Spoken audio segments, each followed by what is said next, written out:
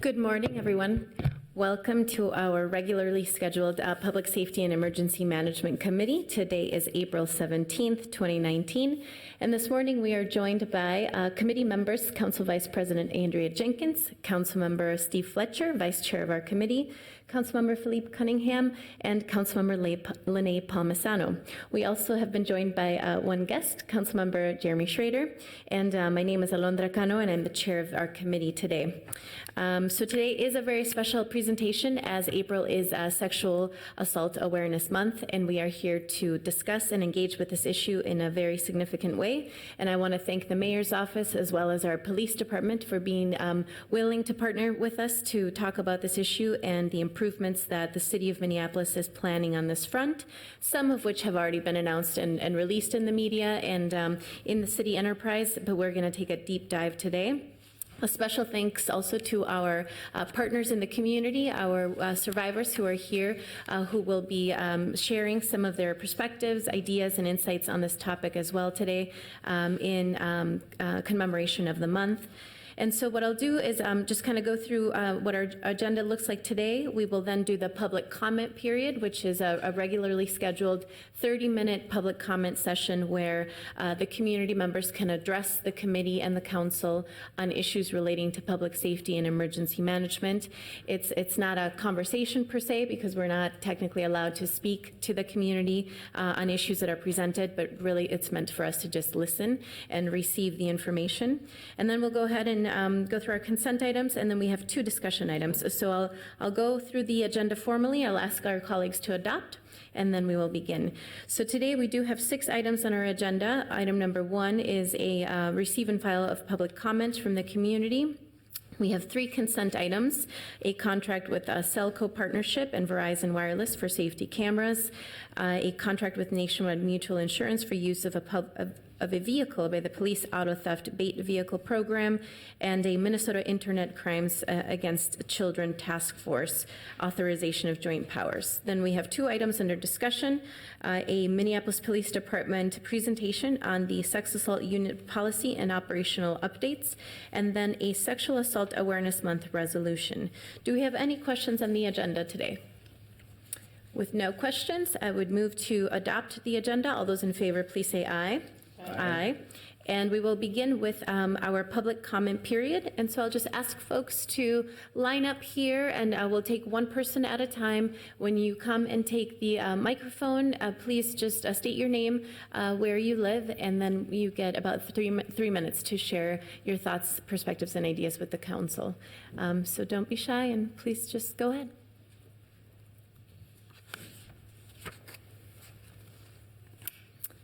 If there's no one coming forward today, then we can go ahead and receive and file public comments for the day. Anybody willing to come and share thoughts, ideas? Councilmember Cano, I'm Yes. sorry to interrupt. I did have 2 people sign up. I'm not. Oh, okay.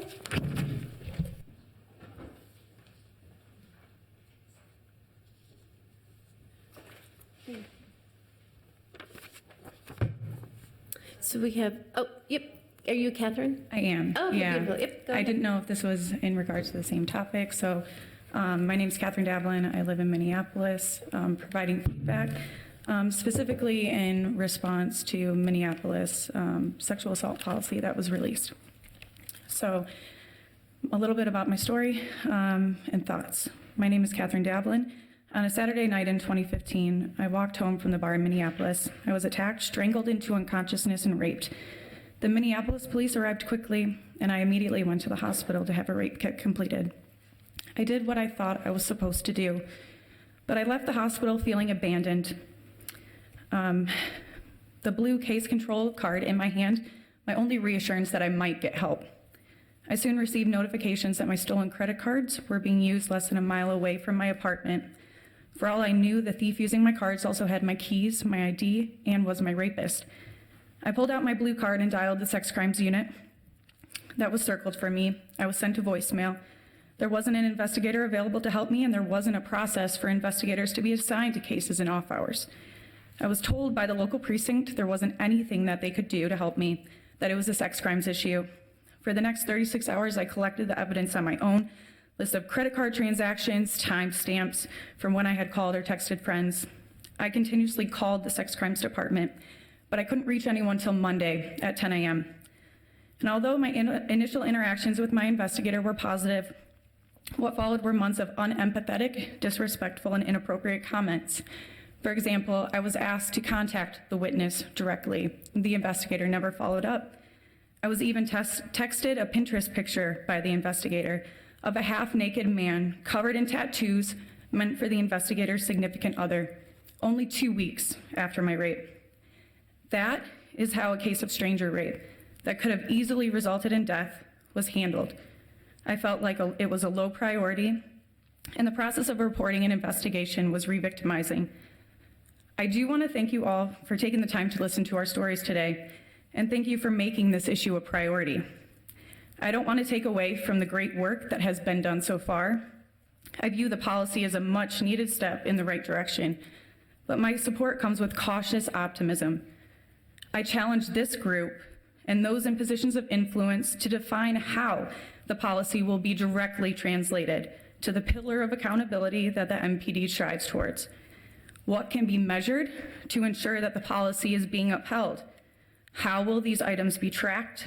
Who will review them? And how can such transparency of information be improved? Without metrics and without well-defined goals of such, I struggle to understand how accountability, prioritization, and continued improvement can be promised for this cause moving forward. Much can be learned from other institutions who have been leading change, some for over 20 years. There is an opportunity to make this right and to help the relationship with heal the relationship with the victim-survivor community. We are in this together. There are people willing to partner in that journey, many standing in the room today, and I urge you to continuously seek out the perspective of this community to help create a truly victim-centered response to sexual assault. Thank you. Thank you very much for joining us today. Appreciate your bravery. We have Marty Viscosi next. So it's Viscosi. Okay, thank you. I don't have something written up necessarily, but wanted to mention some things that really stuck out to me in my own process dealing with the police too. About a year ago, this past Sunday, I was raped by someone. I knew exactly who it was. I had their contact information. I had everything about them. I knew where they went to school. I knew where they worked and everything. I went to the police about a week after it happened, because anyone here who's been raped knows that there's a lot of things going through your head immediately after. And I was basically told on the spot that there was nothing they could do because nobody saw him coming and going. I didn't have any DNA because I washed my sheets and everything I was wearing. Never mind the fact that my housemate found me pretty much immediately after. He came home about 5 minutes after that. He was never contacted to talk about anything. They never really looked into this guy, even though I had literally everything about him. And on top of that as well, I am transgender, which the person who had interviewed me at the police station did not see fit to write down, and then at the end of this whole conversation put her hand on my back and said, you know, woman to woman, we really need to be more careful, I think. And after that, I was told that I would hear back in a few days. I got one of the fun blue cards too, and I didn't hear anything for about a week and a half, so I finally called, left a series of voicemails over the next 5 days or so. And finally heard back about a week after that and basically said that there was nothing they could do because they had too few investigators, that they couldn't chase things where they didn't have a lead, which again I find interesting because I did have plenty of information, and I find it more interesting because more and more the only cases I've heard about in sexual assault in the police is ones where they supposedly couldn't do anything. So I don't know where these supposed few investigators are being utilized. I think that from start to finish, it was just, could have been handled a lot better in every angle possible. Thanks.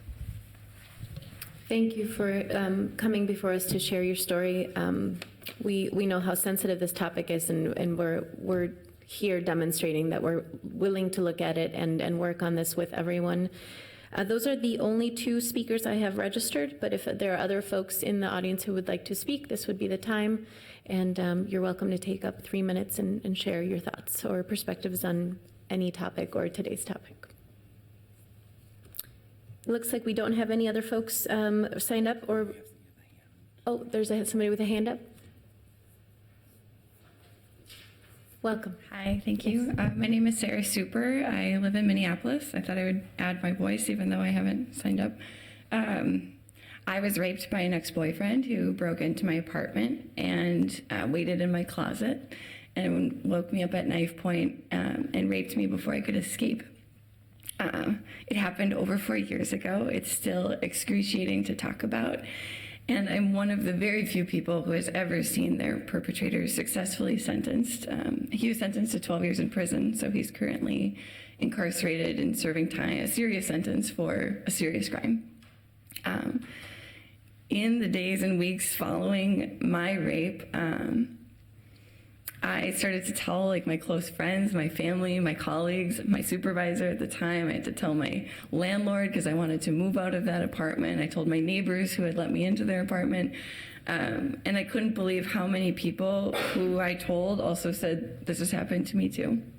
So I feel that so often we talk about sexual assault as something with pseudonyms. We use the scary statistics that are real of 1 in 4 women, 1 in 6 men, 1 in 2 trans folks, 1 in 3 Native women. And I think here today, and I think we're seeing with the movement that is happening around this issue, more and more faces, more and more names of the people who are impacted. I guess what I want to say today is that we're going to measure the work of the City Council, the work of Hennepin County, the work of the state of Minnesota by your actions and not your words. I think I would encourage you to do everything in your power to measure your outcomes and evaluate using the stories and experiences of people who are making reports.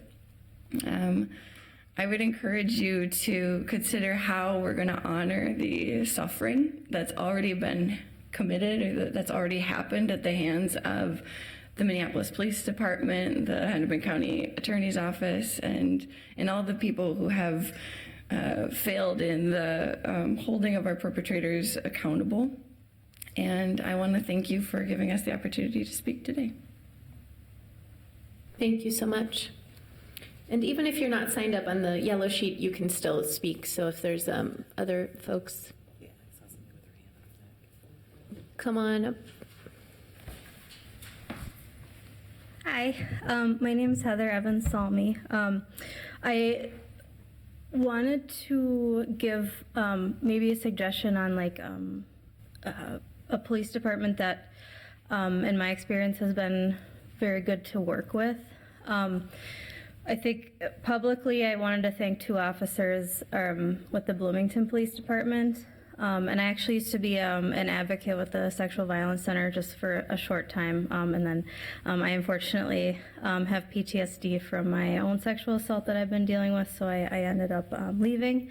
But consistently, every time I have dealt with them, and I grew up in Bloomington, they have just shown exemplary work with any dealings with sexual assault and very victim-centered approaches. So I would probably urge you to contact their police department. Whatever they're doing is just, I feel really working well, and I've just heard positive things from victims there, as well as friends that have reported there too. So just while I'm standing here, I do want to thank Officer Alex Blaine and Detective Kristen Boomer of their department. So just a suggestion I have. So whatever they're doing, I feel is working very well. So thank you. Thank you so much. If we have more folks who want to come up, please feel free to take the microphone. Hi, my name is Kayla Marie Granda, and I'm going to keep my comments brief. I just wanted to mention, kind of adding on to what Sarah said with some of the statistics, looking at Native folks, looking at individuals from marginalized communities, from the LGBTQ community, I think we really need to keep in mind sexual assault affects everyone, but it affects individuals from marginalized communities at a disproportionately higher rate. And so whatever work we're doing cannot be a blanket approach. It needs to be comprehensive, culturally comprehensive and inclusive. And I just think that's really important to include in the movement going forward. And I just wanted to add that point, coming from a marginalized community in several different aspects. I think that's something that throughout the investigative process, throughout the court process, all of that needs to be taken into account. So, thank you. Thank you. Welcome.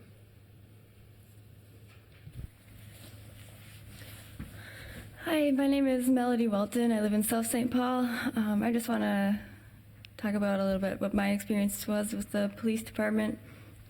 So 2 years ago, I was raped in Minneapolis, and a sexual assault is going to make anyone feel completely powerless, and going through the investigation made me feel just as powerless. The initial statement that I gave, the police officer was just writing in this tiny little notepad and would write things down occasionally. And when I finally got to read the report, I noticed he had written down things that I had never even said that were my statements. And I don't know if it affected the report, but I know it made me feel even more powerless. And then later on, after I gave my statement and I was talking to the investigator, I had gone to the doctor a couple days after the rape, and I was told that I had a concussion. So I called my investigator and told her the diagnosis, and she started arguing with me and said, well, that just sounds like a hangover from when you were drinking. So she did not even add that to my report. So I'm just hoping going forward there's a way to hold investigators accountable and maybe someone to oversee the process and make sure the victim statements are correct and any possible evidence that can be added will be added. Thank you. Thank you very much. Welcome. Please come on up. Good morning. My name is MJ Zappa. I live actually out in Medicine Lake, but I work quite often in Minneapolis. I'm a paramedic and a volunteer firefighter. I'm not a survivor myself. I'm here in support of my friend Melody, who I appreciate her speaking. But the stories I've heard this morning reminded me of another story that I think illustrates a bit of a problem people see here. Last summer, I went out to a nightclub in Minneapolis with two friends. We wanted to go out dancing. We did go out dancing. We had had a few drinks, and we split up for a while. One of my friends was sexually assaulted on the dance floor, and I won't go into details. It's not my story to share. But when we caught back up later, I learned what had happened. Me and the third friend, who both work in public safety, even despite having heard lots of bad stories, said, you should report this. We have to call the police right now. I still trusted the Minneapolis police to handle this appropriately. So we called them. They came out, and my complaint, I guess, isn't so much with the sex crimes unit, as it never got that far. It's with the officers who were on patrol that night. The three of us were taken outside the club to talk about what happened. My friend was struggling to give his story and was getting questions from the officer, and which up to a point I thought were appropriate, and I appreciated them. It seemed like taking it seriously, asking the right questions. And the officer said to my friend, have you been drinking tonight? My friend stopped for a minute. He had been drinking, but he wasn't of age. He wasn't 21 yet. And I was sort of a bit taken aback by that too, because I don't think it should matter, whether someone has been drinking. It doesn't change the fact they were sexually assaulted. And I asked the officer, why is that important? And the officer came back at me, you can be quiet, I didn't ask you the question. And my third friend said to the friend who'd been assaulted, you don't have to answer that question, you don't have to say anything. And the next words the officer said, I'll never forget. He looked at us and said, look, if you guys don't want to cooperate, we can do the bare minimum here. And like, that was really frustrating that, you know, an officer on the patrol division thought it was acceptable to do the bare minimum and to threaten us with that. In the end, my friend got one of those little blue cards, never got a phone call, never got an email, never got any kind of follow-up from that. And he didn't want to in the end. He wanted to get on, move over it. And I think he's done pretty well doing that. He didn't want to file a complaint with the police department. And I said, you know, we already pushed you to make the report, which was probably, you know, didn't do anything good for you. So I didn't push him to make a report. But I guess my suggestion is that it's not only an issue of the sex crimes division. I know there are good officers in the Minneapolis Police Department. I work with them very often. I see them do great on medical calls, assisting with fire stuff. I know there are good officers, you know, and I'd hate to throw the baby out with the bathwater, but I think they're the bats with apples with the rotten one. I don't know. But I think there needs to be some accountability and some retraining of people that, hey, it's not acceptable to do the bare minimum. We need to do everything we can for our survivors. Thank you. Thank you very much. Welcome. My name is Sarah Smalley. I am a Unitarian Universalist minister. A few years ago, when I started seminary, I was required to do a community services internship and chose to do mine, working with victims of sexual assault, something that I thought I knew something about, but saw in that experience the deep trauma that happened, not only the body trauma of sexual assault, but the way that the state compounded that trauma, the emotional and spiritual trauma by the way that victims were treated after their assault. So this has become a part of my ministry, that the spiritual trauma that lingers because of how victims are treated. I run some healing circles for people of sexual assault, and we often say this as our mantra: I will try to be brave, and if you are not feeling brave, you can have some of mine. And if I am not feeling brave, I will borrow some of yours. We will add our brave together, add it all up, so that our brave together light will outshine the shadow. And so it is my hope today that there's lots of brave together light over here that is shining forth in this room. And I ask you as agents of the state to add to that brave together light, that is the way that we will outshine the shadow. Appreciate your words. Thank you. Are there any other folks who want to come up? Welcome. Hello, my name is Lance Lamont. I come from the Little Earth United Tribes community in South Minneapolis. My concern is sex trafficking and sexual assault. They kind of go hand in hand, and right now as the state statutes stand, any woman that has been convicted of sex prostitution cannot charge John with sexual assault or rape. I've seen it multiple times within my community. Women that work the street, get raped, don't get paid, or tell them John no, and then they rape them and drop them off. They call the police treat them like they're not human, undignified. First thing they do is pull up their record and treat them like a prostitute and treat them like they're lying, regardless if they're sitting there crying. And then there's a bigger concern. Minnesota statutes state that if a juvenile girl or boy of ages 18 to 16 is picked up for sex trafficking and is labeled as a prostitute, then any John thereafter can purchase this child legally and not be charged as a sex offender, not be charged as a criminal sexual crime against a juvenile or anything like that, just because of the way our state statutes stand. So there is a big concern with not just sexual assault, but sex trafficking. They go hand in hand, and I would like if the city officials would like to look at the state statutes and the way our state handles sexual assault cases, not just in standalone sexual assault cases, but also with sex trafficking as well, too. Thank you. Thank you for adding to that. More public comments at this time. Alrighty. So with that, we shall receive and file these public comments. All those in favor, please say aye. Aye. We are now going to move into the consent, which will take only a few minutes. Oh, 1 second. We have a comment from Councilmember Cunningham.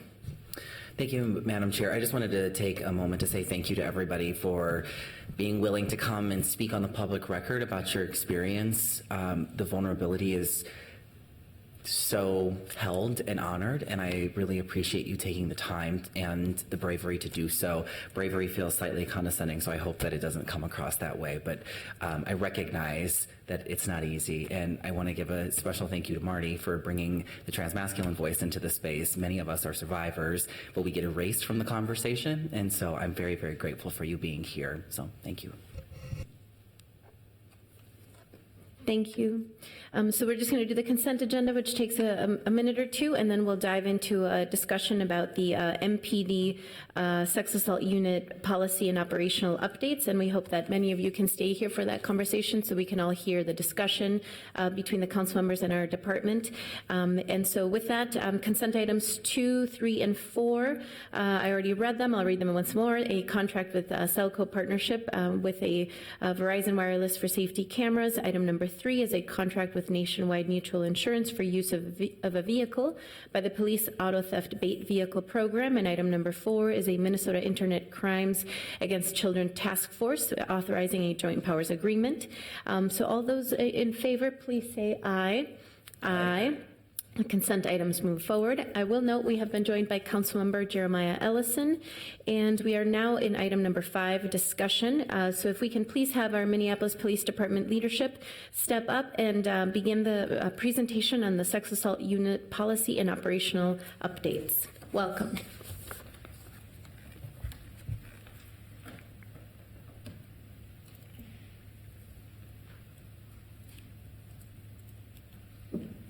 Right. Good morning, Chair Cano, council members. Thank you for having me here to discuss the changes and policy updates to the Minneapolis Police Department sex assault response and investigation protocol. Additionally, I would like to say thank you to everybody that had the courage today to come forward and share their stories with us. It's through that we want to improve ourselves. We really do care. And these statements and stories are very impactful. I would like to also take the opportunity to thank many of our partners that are so important with us in our striving to get justice for people. And that would be through our partners with the SVC, Shelby, our advocate, Nicole, Kenosha. We thank you very much for all your assistance, for all your input, and for your partnerships. I would also like to thank the Hennepin County Attorney's Office for their partnership, and Christina and your efforts working with us, as well as our detectives and our leadership within our unit, Commander Folkins, Lieutenant Gossett. So with that, I would like to move on, and now we'll discuss and kind of go over some of the things and changes and implementations that we have made to our unit. The topics I would like to cover today would be discussing, quite honestly, taking a victim-centered approach to our response to and investigations of sexual assault. We have heard very much so the importance that the individual line officer, the first point of contact, has with survivors of sexual assault, as well as the experience and the procedure and the interaction that they have with our sex crimes unit. I will discuss the comprehensive approach that we have taken to sexual assault investigations through our addition of a sex crimes or a sex assault advocate, and also a Hennepin County attorney that have been embedded within the unit. I will discuss that we have developed new policy, nearly a 13-page policy regarding sex assault response based upon the post-board model policy, and also including the recommendations from the Attorney General's working group that was released in December. I will touch upon the fact that we've had departmental victim-centered sex assault response training that was delivered to all sworn employees through our in-service training. And lastly, which hit upon many of the recommendations that were out there, and that is providing trauma-informed investigative training to our investigators. We heard a lot of feedback from people throughout this process on what it is to be victim-centered. And when we were looking at how we wanted to approach our response to and when we were developing our policy as well. And quite simply, victim-centered is about prioritizing the needs and wishes of the victims and survivors. It's being about being capable of listening generously, promoting victim and survivor autonomy, coordinating and collaborating to improve the victim-survivor experience, ensuring victim-survivor safety, developing just and responsive solutions for all, and as you've also heard, holding yourself and others accountable. When I discuss a comprehensive approach, I'm kind of talking about like a 360-degree look at this. I wanted to ensure that we looked at the training that we were giving people when they were first in our police academy. I wanted to look at what is our policy that people are following from response to investigation. Are we following that up with current and relevant training for our officers through in-service? Does it reinforce the policy? Does it reinforce the victim-centered response that we want our officers to have? How are our external partnerships? What are we involved in? Who are we soliciting for feedback? Who are we inviting to the table to look at our methods and what we are doing? And are we listening to what they are saying? Getting an advocate embedded within the sex crime unit from the Sexual Violence Center who is there to work with our detectives, who is there to help and reach out and provide access to services real time was extremely important. We wanted to have that. We didn't want to just refer people to an advocate. We wanted to have an advocate with us to not only be proactive and outreaching, but also to provide us feedback that's real time and that we can listen to. Having an embedded attorney from the Hennepin County Attorney's Office from the prosecutorial end so that we can get real-time prosecutorial feedback on cases. What is it that we would be needing in order to get a case to that threshold? What could we be doing more? What are they seeing in regards to the reports that are being written? What are they seeing in regards to what we're doing as an investigator? And having them at the table as well. Trauma-informed investigative training. We've sent all our investigators in the unit to this. We've sent investigators from as many other units as we could to receive trauma-informed training. The training we sent our officers to was FETI, which is a forensic experiential trauma interview training. And it's very important in the sense that it deals with the neurobiology of trauma. It deals with the fact that people who have experienced trauma do not remember items chronologically and stresses open-ended and non-leading questioning. And then lastly, adding investigators. We are at currently now at 8 investigators. Again, I strive to continue to add investigators to this unit. My end goal is minimally to have 10 within that unit to increase our capacity, to increase the level of detail, and to get more cases assigned. I want as many cases possibly assigned that we can. Investigations, modern investigations are a little bit more expansive than they were 20 years ago. In fact, they're a lot more expansive. There's a lot more information that can be gleaned because of technology, because of cameras, and that requires time, and we don't want to miss out on opportunities to collect information.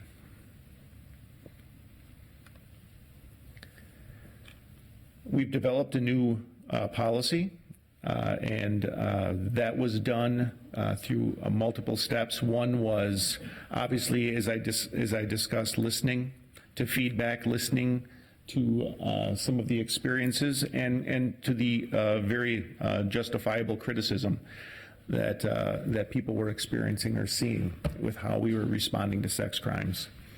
We participated in the post-board model policy working group with a variety of other law enforcement agencies and also advocacy groups in developing a model policy that the post-board working group put forward to the post board. It was unanimously approved and pushed out to 430 statewide law enforcement agencies as a model policy that all agencies should base their sex assault response on. Additionally, there was a recommendation from the Attorney General's office from a working group on sexual assault, and it contained recommendations not only for law enforcement but for the entire criminal justice entity. It contained recommendations for the legislature in terms of what laws and statutes should be looked at, from law enforcement in terms of policy, training, and response, to prosecution, to how county attorney's office should augment the way they do business, and also for the post board for licensing in terms of what type of training should be required. We wanted to make sure that we incorporated the 7 recommendations from the AG's working group along with the post board model policy when we developed our new policy. That was done. We put some things into action nearly immediately, and I will get into that. So I can touch base on what the recommendations from the Attorney General's working group were that we looked upon. And quite simply, the first one was each law enforcement agency should adopt a sexual assault policy. That was the purpose of all the work we had went through, which culminated in us putting out a much more expansive and victim-centered policy than what we had. We had a policy that I think was about 4 pages that went to almost nearly 14 pages. And it's very detailed in terms of description and hitting on what we mean when we want victim-centered response. Agencies, the second recommendation is that agencies should provide adequate training to officers who investigate sexual assaults. As I discussed before, training starts with the person who comes in the door, and it doesn't end. And we want to make sure that we're not leaving people behind. We start with the primary training of people in the MPD Academy. We have a senior sex crimes investigator that helps provide the sexual assault response training. They also receive information from victim advocates and the victim perspective while in the academy. Investigators and advocates from the Sexual Violence Center work together to co-present on how officers should respond to sexual assaults. And this reinforces in the recruit's mind the idea that police and advocates should work together to support the victims of sexual assault. We also develop scenarios used in the training of new recruits in their response to sexual assaults. They're able to receive feedback and critiquing on their performance. It includes feedback on their empathy for the victim and ensuring that the victim is treated with respect, dignity, and that all questions are asked in a thorough and appropriate manner.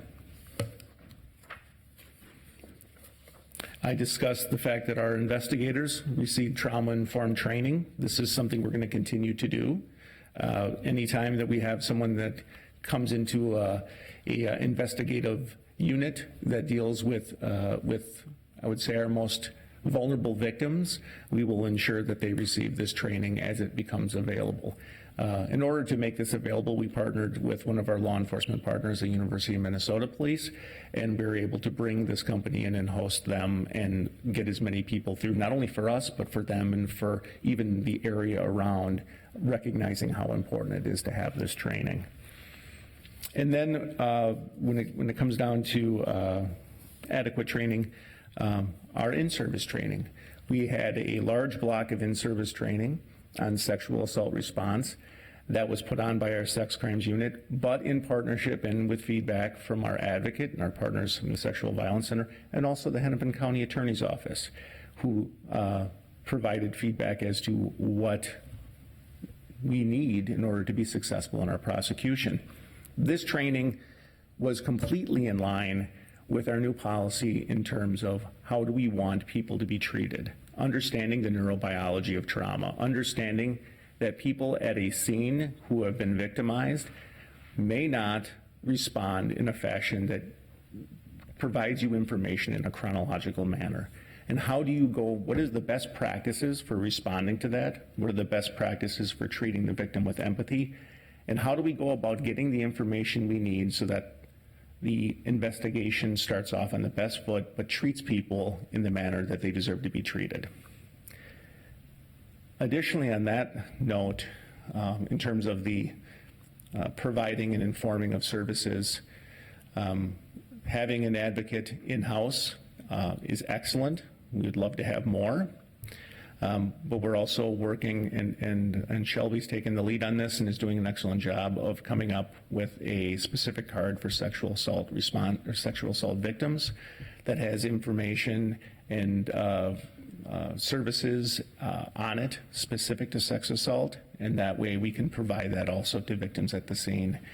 We want to make sure that the information they're getting is as current and as pointed as it can be for people. So working with our partners at the Sexual Violence Center to get that done, I think will also help with getting as much information as we can to people. Number 3 is agencies should receive reports of sexual assaults regardless of jurisdiction. When this recommendation came out and we reviewed this, we were in the process of going over our new policy. However, we didn't want to wait until our new policy came into effect to put this into action. On January 24th, we issued an administrative announcement directing all officers that we will do that. It is part of our new policy as well. We did not want people who have come forward to say that they have experienced sexual assault, but yet it did not occur in the city of Minneapolis, yet they are ready to report now. We did not want to tell them, you need to go somewhere else to do so. So we have made it our policy, and have since that came out, that is what we will do. Number 4 was agency leadership should foster a culture that values sex crimes assignment and supports sex crimes investigations. Not something you can really put into policy. This is more of a philosophical standpoint, but is one that we do take very strongly. We are in full support of the sex crimes unit in fostering a culture that values the employees and the assignment. Signs of that, in order to provide services in-house, are partnerships that we have done to put in place to create a unit that not only has support from advocacy, but also from the county attorney in-house. I think that's a model that other people should emulate. It provides support for the detectives in ways that other units do not have. Additionally, we want people to be in the unit. We want them feeling that they're valued, that they're part of something important, and we do not want to have people working in that unit that do not want to work in that unit. I think you have to have a passion for this level of work. We want to support that. We want to find people that have the capacity for that and to recognize them for that. And on that note, we meet regularly with the unit. I know they can testify that I'm in there probably more than they would like, but I also want to let them know that I truly value the hard work that they're doing and that we're here to support them in any way that we can. Deputy Chief, I do have a question on that. Yes, Chair. I'm looking around to see if my colleagues have any questions at this moment too. So on that note, could you just go back one slide?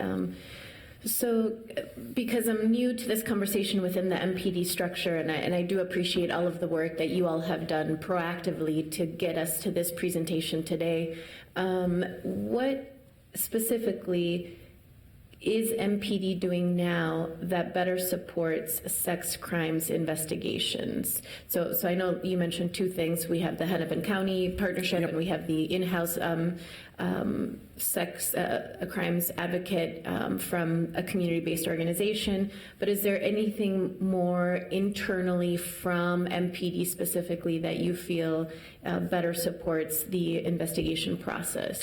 Well, it would be adding additional investigators too. One sign of supporting a unit is striving to get them the resources that they need. A unit will not feel supported if they feel they're not getting the resources. And that is something that, as I said, I strive to increase the number. We're at 8. At our lowest, we were at 6.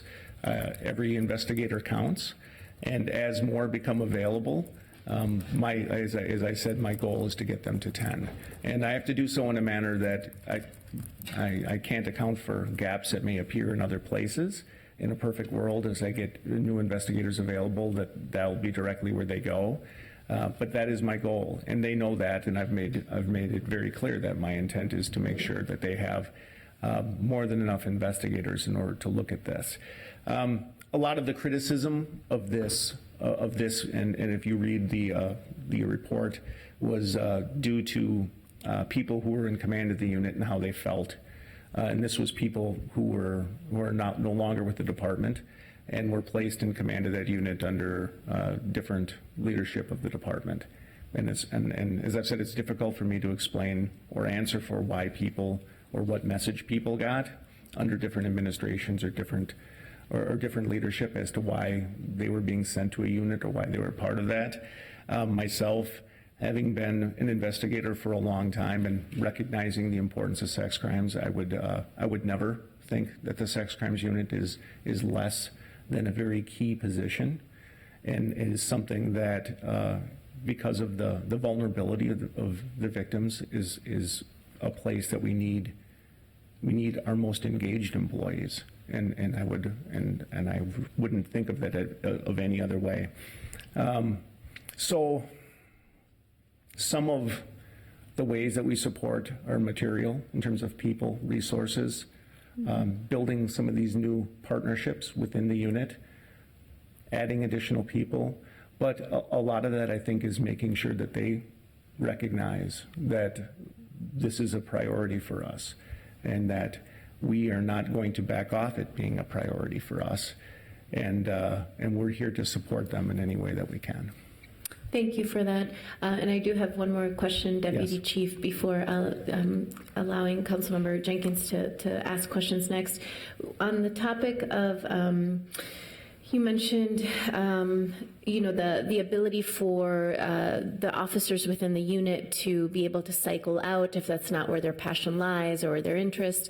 I'm just curious about if you could explain a little bit more about that process and help me understand if either there's any obstacles within HR or within the union contract that would prevent us from making changes that we need to make, or if you feel like the process for staffing the unit with the right type of talent is available to your I guess will. I wouldn't see any issues in terms of union or HR. The detectives are sergeants, and we have ability to move people based upon departmental need. We also do take into account individual need too as well. Understanding that, and especially in some level of crimes, they're difficult crimes sometimes to work, and I recognize that. We've had instances in the past where it takes a special person to work child abuse cases. I worked 5 years of homicide. I don't know if I could have done a year of child abuse. That really can get you. So we recognize that. There's some people that it can affect them, and there's some people that can draw strength from that. And that's sometimes learned through experience and through time, but we do make wellness an important thing. I don't want someone to be in a position where I would say the specifics of their job assignment affect them personally. However, again, there's people who are exceptional employees in one area, but that's not where their skills lie. I think in this regard, what we've seen and what we've heard is that the process is as important as the outcome in this regard. And we need to make sure that it's not just about outcome, because outcome is important, but process is just as important as the outcome. Thank you. Councilmember Jenkins. Thank you, Madam Chair and Deputy Chief. One of the things that we heard from the advocates this morning, and I do want to just thank everybody for sharing your vulnerabilities and sharing your stories. Thank you so much. Is that marginalized communities,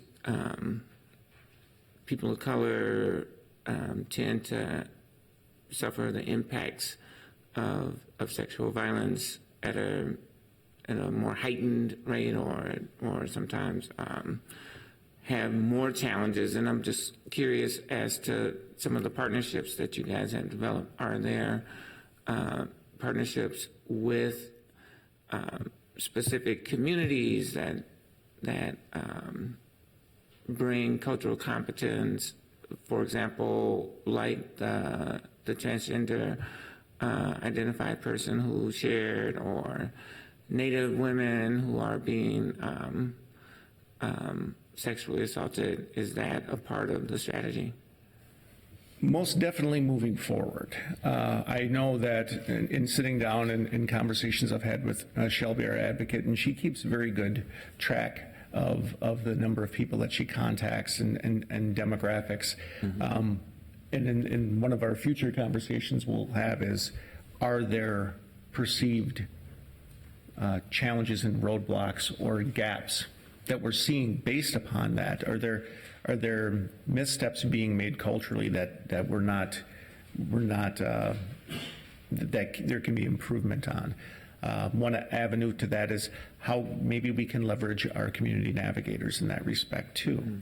It's about, as you can imagine, this is going to require a lot of different looking at things through different lenses, and we have to be able to think outside of the box in order to improve the level of service that we can provide. That's an excellent point, and it will be something that we'll be looking at. Thank you. Councilmember Cunningham. Thank you, Madam Chair. Thank you for this presentation thus far. I have a few questions. So piggybacking off Council Vice President Jenkins' question, you spoke of trainings, that there have been a lot of trainings and work groups and conversations.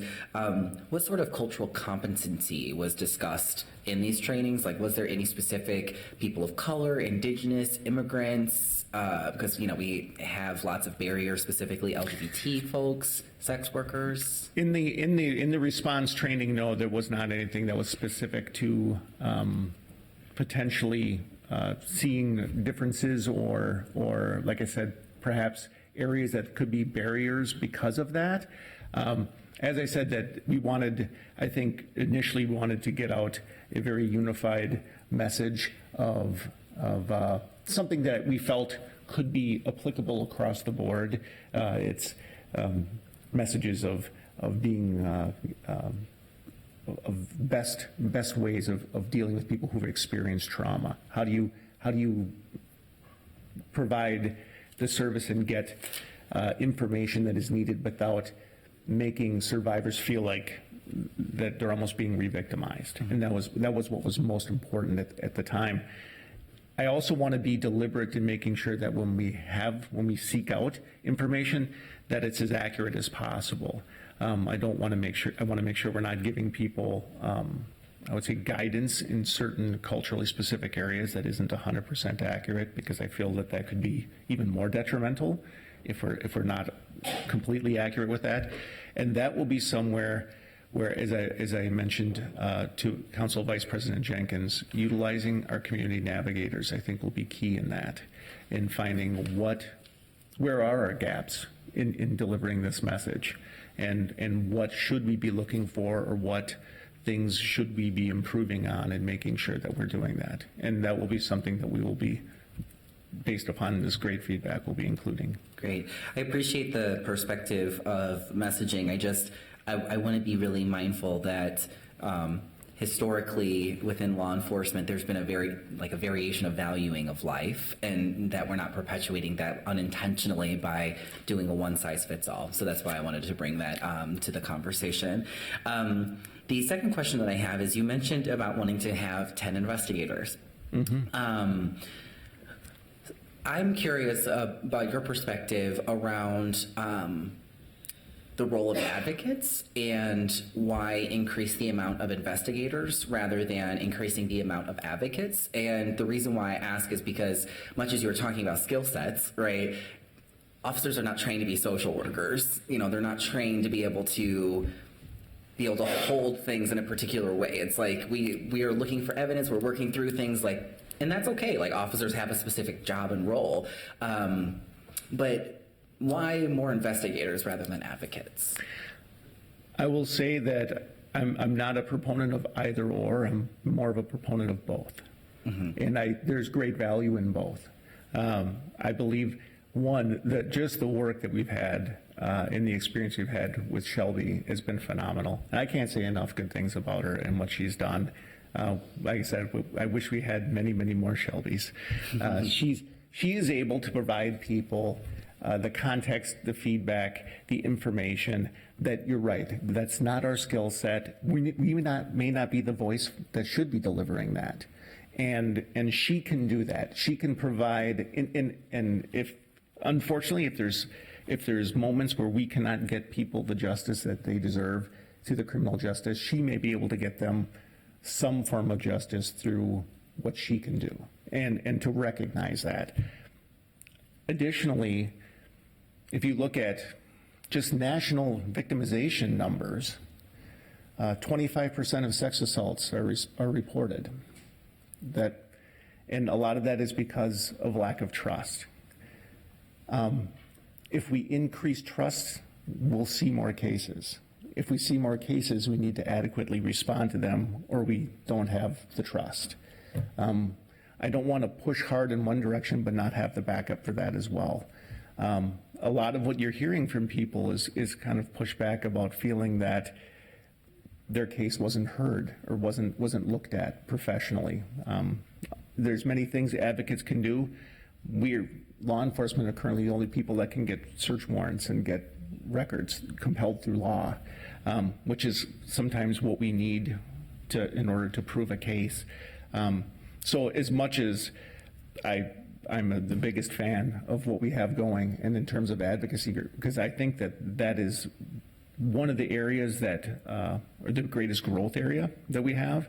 I also want to make sure that we have the capacity to give people the legal response that they also deserve. Thank you so much. And my last question that I have is there, I guess it's kind of like, so we're talking right now about investigations and enforcement. I'm curious about the next step within the criminal justice system. Are there systems right now for survivor advocates with navigating the criminal justice system? And if there are, is there a warm handoff that's happening?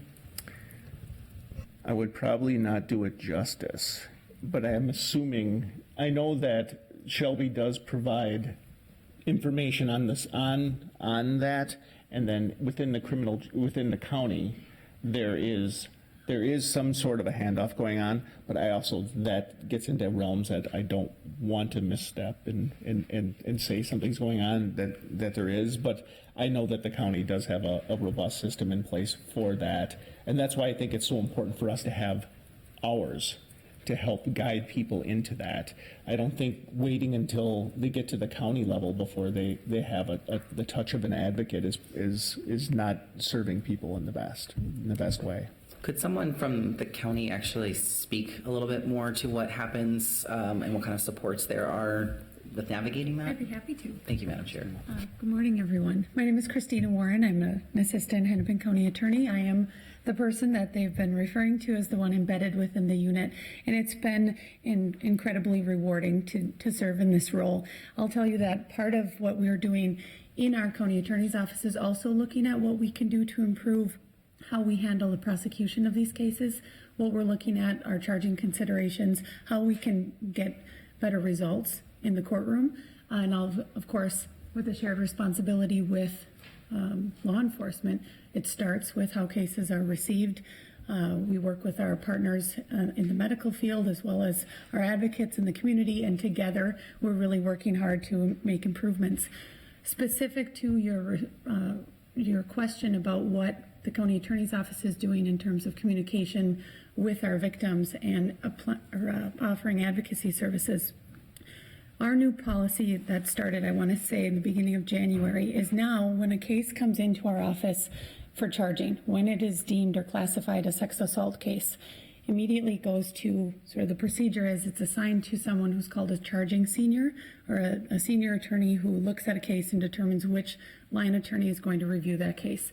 When that happens, at the same time, it's getting forwarded to our victim services unit. So it's getting assigned to a supervisor within our victim services unit, and it's getting assigned an advocate.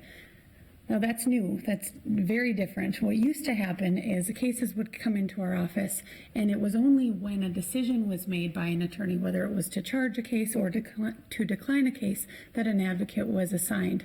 And that, we realized, was a complete disservice to our victims, because oftentimes there are considerable delays in charging decisions. When a case comes to us, say January 1st, it may be by the time I take a look at it, a week later, 2 weeks later, depending on trial schedules, depending on other, work commitments, some time has passed. Well, right then and there, that's a couple of weeks maybe that a victim is wondering what's going on with my case.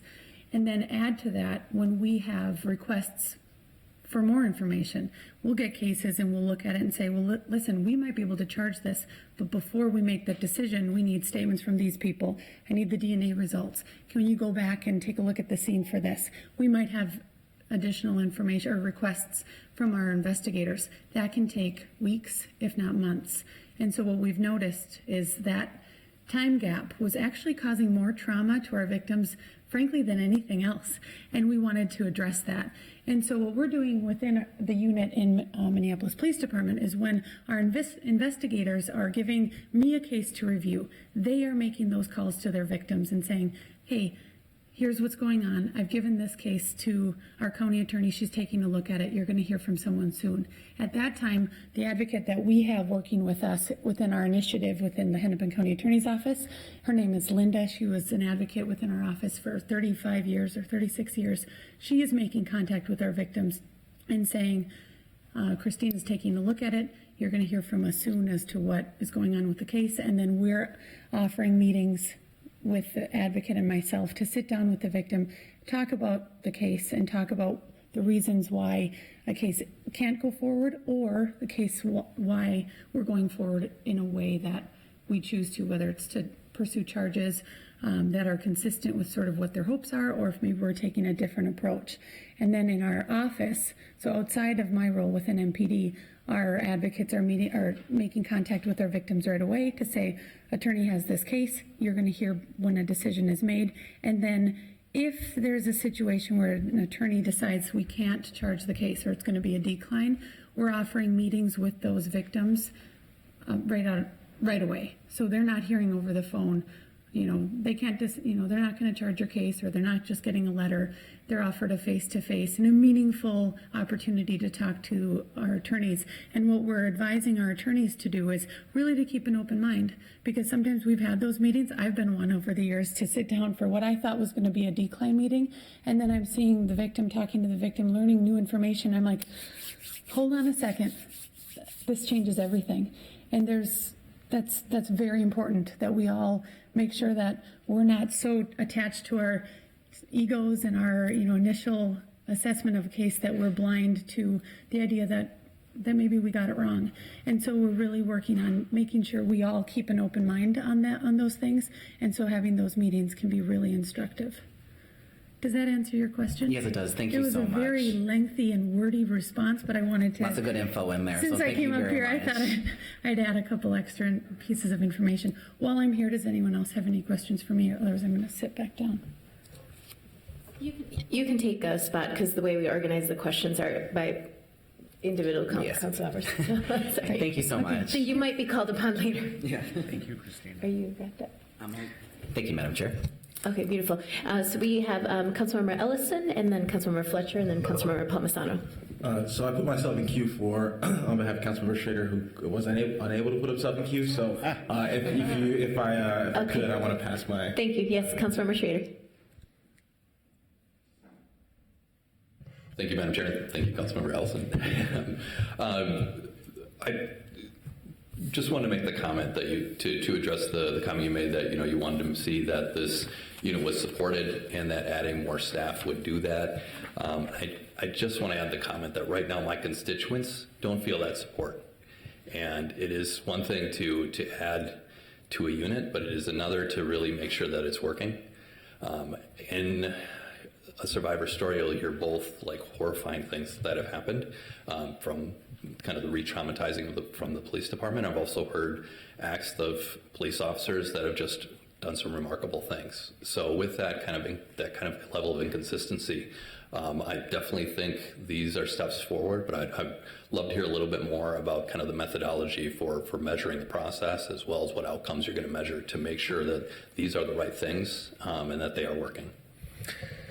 Methodology, one would be, well, we're incorporating a new methodology in terms of all the outreach being done by the advocate, which hadn't been done before. So that's bringing a different level of numbers into that. And then it's going to be about the number of cases we're receiving in, what are we assigning, what are we sending to the county, and what is our success at the county, Ben? And that is something that I believe even the state legislature has been recommended to incorporate as a standard across the board for every agency to do so. That's something that if moving forward, that's the standard. That's what we should be using as the standard as well. We should be able to answer and say from what we have coming in, how is it faring throughout the criminal justice system? And that's one of the ways when we talk about oversight or internal looking, when I sit down with both sides between the county and the advocacy and saying, what isn't working here? If there's something that's keeping victim stories or cases that are coming in from becoming success stories in the criminal justice system, where is that gap and why is it not working? And tracking those numbers. I want to see these, obviously want these numbers to increase. I want to see the numbers of cases that we assign increase. I want to see the number of cases that we can refer to the county attorney for charging increase. And as, excuse me, as they would, I want to see the success rate at the county attorney's office increasing as well. Thank you. If I could do a follow-up question.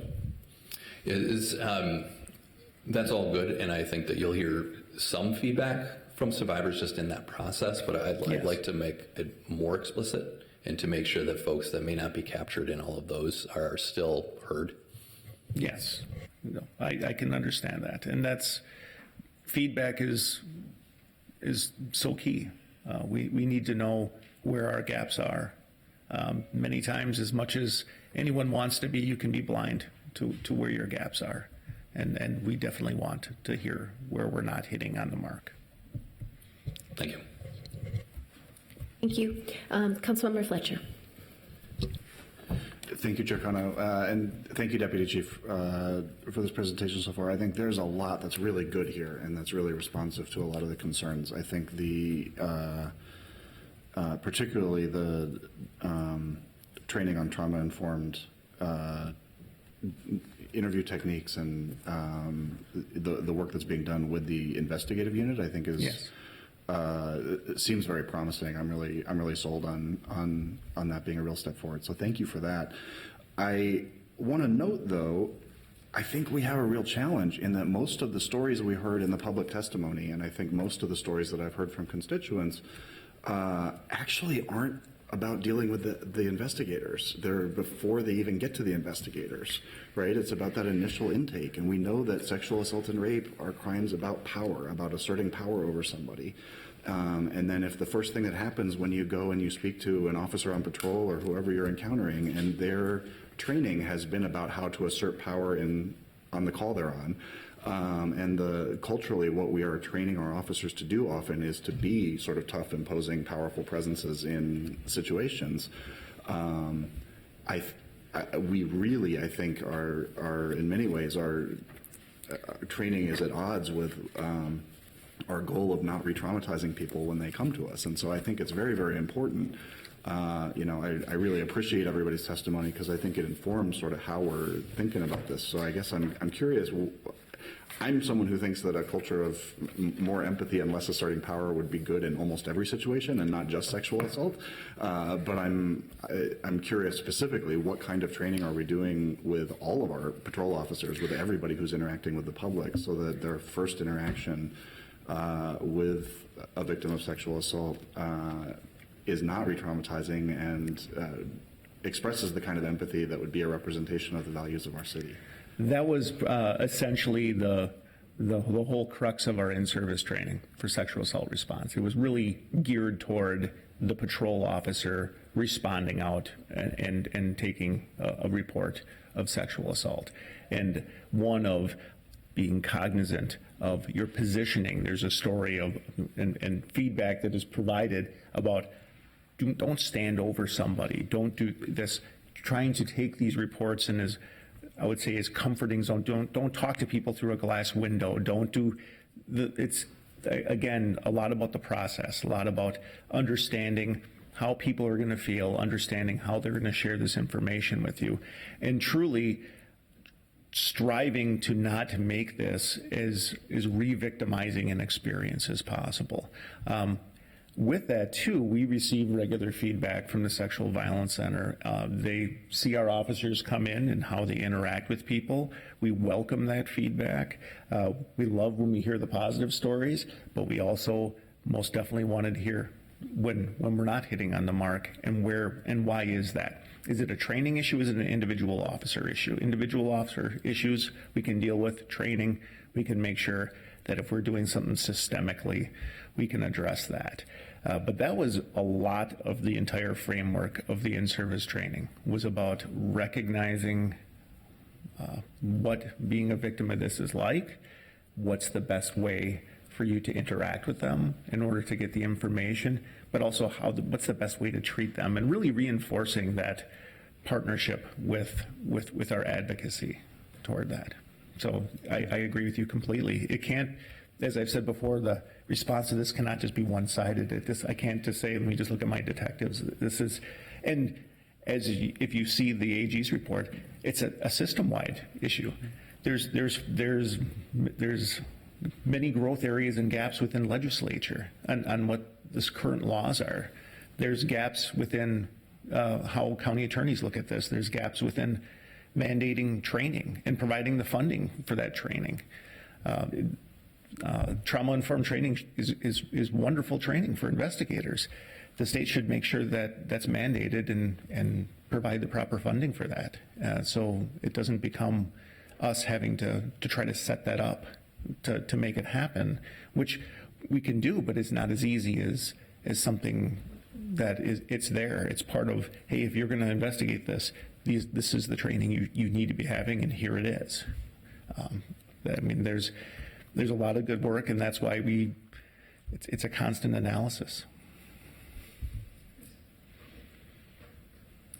Right. Councilmember Palmisano, did you want to? My question was about metrics, so I'm comfortable. Let's keep going. Okay, sounds good. So we'll let you keep going, and then we might have more questions later. I got you. On to, I got moving on here and move my page here. Sorry. Moving again through the recommendations that we've incorporated, said communities can strengthen their responses to sexual assaults by using multidisciplinary teams. Without getting into some of the things I've covered, quite frankly, the setup we have going now with our partnership with the SBC, our partnership with the county, our participation in the Hennepin County SMART team, we are always working with our partners and always asking them, what is it that we could be doing more and how can we improve this? Agencies should consider improving and building upon their handling of sexual assault investigations by drawing guidance from outside review organizations. Kind of goes into a bit about metrics and how are you going to measure this? Well, quite frankly, one immediate rather than waiting for a certain period of time is about one, keeping numbers yourself, two, making sure you're hearing from both sides, feedback from advocacy groups, feedback from the county attorney, feedback from your advocate. What is it that we're doing that isn't working right? And we'll try to see if we just within beginning of April, we incorporated the new policy. I would like to see some time out, perhaps maybe having PCOC or someone do a deep dive on it and take a look at what we're doing in terms of our quality of our response. Has it improved? Where are our gaps in that? I'd welcome that. I want to make sure that the efforts and the changes are moving our response into the right direction. Number 7, agencies should not bring charges for underage consumption or other minor offenses against reporters of sexual assault. Again, that was something that we immediately put into place by administrative announcement when that came out, and then incorporated that as well into our policy. People who are victims of sexual assault should not have to concern themselves that they had been consuming, and I know we have terminology in there. Also along the lines, there was concerns about prostitution. We want people who have been victims of sexual assault to feel that it's safe to come forward and make a report with us, and that we are not going to concern ourselves with the other issues that are going on. I discussed a bit about the in-service training. Again, it was developed in cooperation with the Hennepin County Attorney's Office and our advocate. It was presented to all sworn officers, touched on how to best respond and gather information through a trauma-informed approach. It reaffirmed the value, partnership, and participation of our sex assault advocate, and it provided guidance and best practices for evidence collection and victim interaction. And then lastly, our trauma-informed investigative training, which we have sent all our sex crimes investigators through in accordance with that recommendation. And as we've touched on, it recognizes the symptoms of trauma, asks sensory-based questions, understands the neurobiology of trauma and memory, and allows us to gather information accurately in a neutral, equitable, and fair manner. That summarizes my presentation. I know that there's some aspects of this we kind of went and covered through different questions, but if anyone would have any further questions regarding this, I'd be more than happy to answer them. All right, it looks like we have one question or comment from Councilmember Fletcher.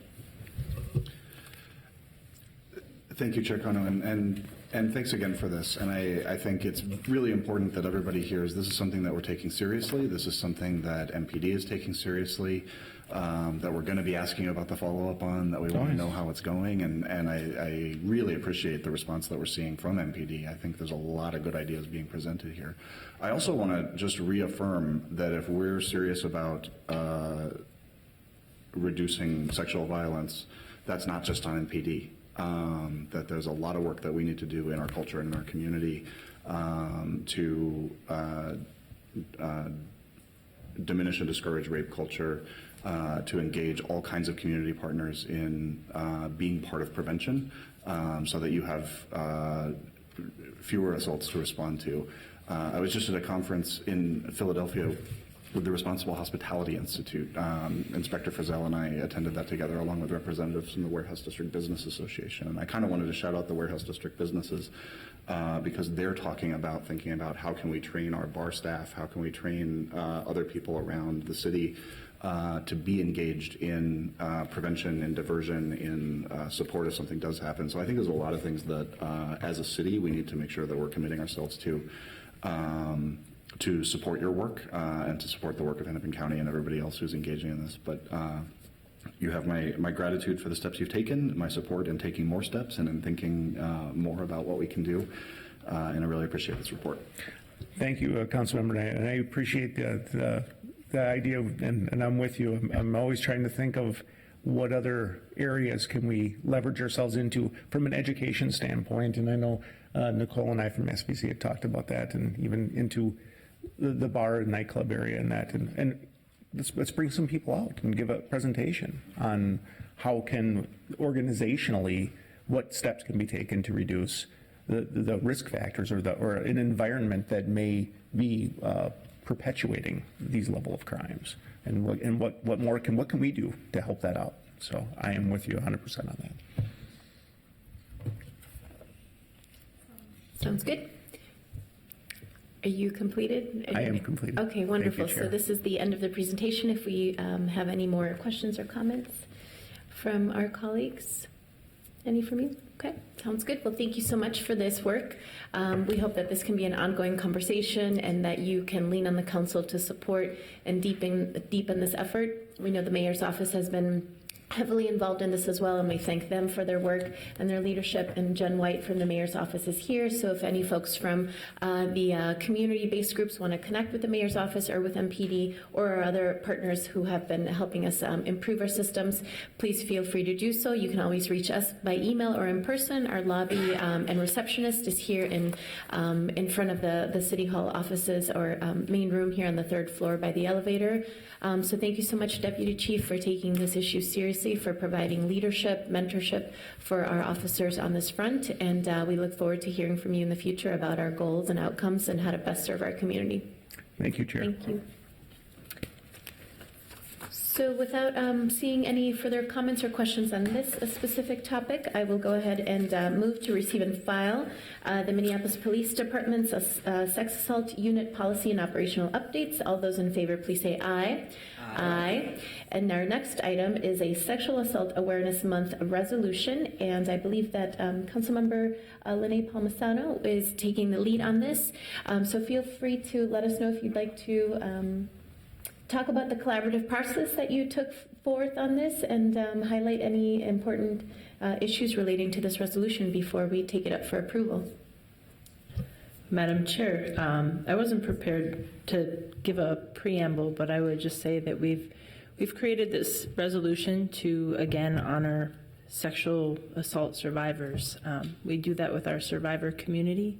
We're very eager to see the way that all of the changes, the new policy, but all of the broader changes that are happening within our public safety department and others and the advocate organizations and the partnerships with the county, it takes a full lift and it takes a collaborative look at how we do better by survivors and then how we prevent more sexual assault from happening in our city. So you have the, thanks. Did you want to, I would like to be able to give this to a member of the group. The one that I know best is Sarah Super. And perhaps we could, I'll read it up here since we don't have a microphone, the ad hoc microphone. We do. So could I perhaps ask Ms. Sarah Super and Deputy Chief Force to come up and for us to be together in reading this? Thank you. And we actually welcome everyone that spoke to please join us up at the front. We have a couple of copies of the resolution that we'd love to be able to hand out to other folks who might be interested in having one.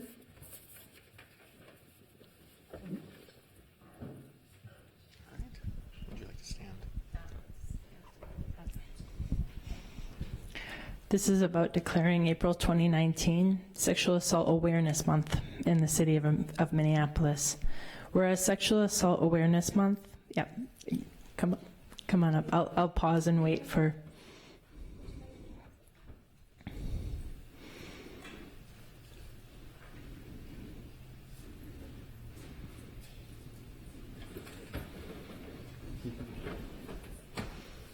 Thank you.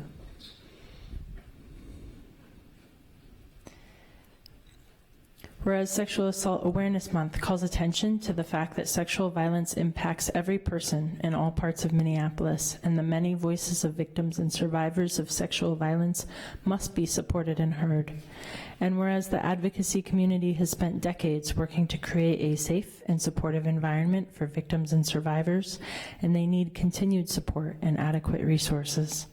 And whereas Minneapolis's indigenous, transgender, and youth populations are among the communities most heavily affected by sexual violence. And whereas many victims continue to face challenges in finding appropriate or quality services, including victims with disabilities, young victims of color, deaf and hard of hearing victims, LGBTQ victims, tribal victims, older victims, victims with mental illness, immigrant victims, teen victims, victims with limited English proficiency, and others. And whereas sexism, racism, heterosexism, classism, ableism, religious oppression, and ageism are among the root causes of sexual violence. And whereas every child deserves to grow up in an environment that supports their ability to reach their full potential and where sexual violence is not tolerated.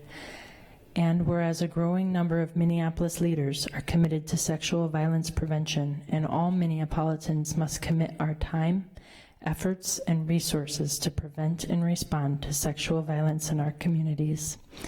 Now, therefore, be it resolved that the Mayor and City Council do hereby declare April 2019 Sexual Assault Awareness Month in the City of Minneapolis. Thank you.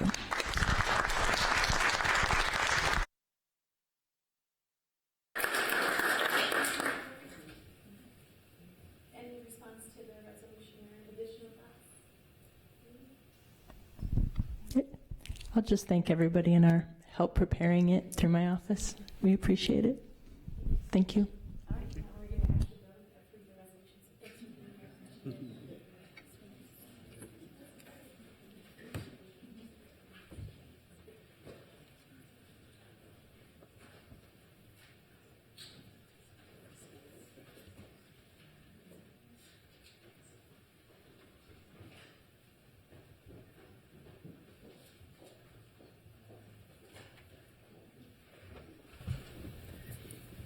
So with that, Madam Chair, I move this item for approval. Beautiful, Councilmember Palmisano. Thank you for your work on this issue in the past. It's actually the work that you led about 2 years ago on the council with some of our very activists and leaders here in the room, Sarah Super and others, that reminded me to really take this issue up in our committee in a conversation with our mayor's office and our Minneapolis Police Department. So all of that groundwork that you did to lift up this issue and highlight it really does continue to shape our work here on the council, and it helps us to deepen it. I do want to thank Kelly Giesler, who's our committee clerk here, who helped to get these resolutions ready today with our official signatures, and I hope that you can share it amongst the activist community and the survivor community who continues to provide leadership to ensure that our systems are better and more accountable to our neighbors, our friends, our families on this topic. So without further ado, all those in favor of approving the resolution, please say aye. Aye. And without further business before us, we are adjourned. Thank you so much for joining us today.